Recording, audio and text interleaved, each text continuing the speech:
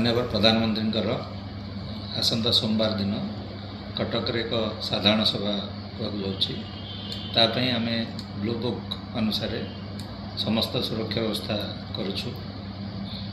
आमर डीसीपी कटक नेतृत्व में आउ 3 जन डीसीपी रैंक ऑफिसर एवं आउ 6 जन एडिशनल डीसीपी 18 जन एसीपी रैंक ऑफिसर 40 जन इंस्पेक्टर 150 जन ऑफिसर्स 30 प्लाटून फोर्स नियोजित होती।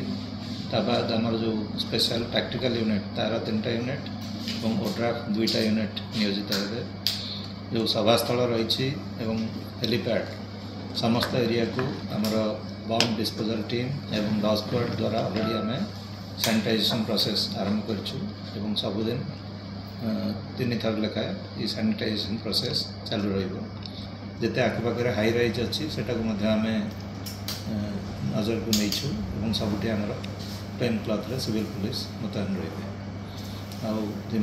सुरक्षा व्यवस्था ठीक रे हम से आम समस्त प्रकार व्यवस्था कर समस्त को डीएफएमडी द्वारा फ्रिस्किंग और चेकिंग पर सभास्थल को अलाउ कर तेणु आम अनुरोध करूँ जो मैंने आसुँच सफिसीयंट टाइम आगुरी आसतु जद्वारा कि प्रॉपर्ली फ्रिस्किंग हो सभास्थल को जापर।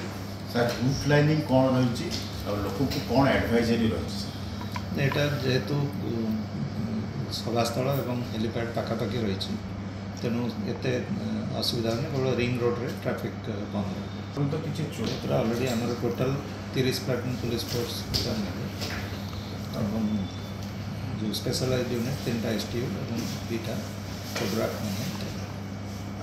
कटक डीसीपी नेतृत्व में आउ 3 जन डीसीपी रैंक ऑफिसर रोचे टोटाल 6 जन एडिशनल डीसीपी और 18 जन एसीपी 40 जन inspector 150 officer total 30 platoon force से सुरक्षा नियोजित जो सुरक्षा आम सभास्थल और हेलीपैड टोटाल नियोजित आफ्टरनून रही नून टाइम रही अनुसार आम व्यवस्था कर। Are you suffering from speech disorders? Or are you suffering from hearing loss? Rehabscape brings to you the complete hearing and speech solution. A team of experts are there to help you. Consult us today.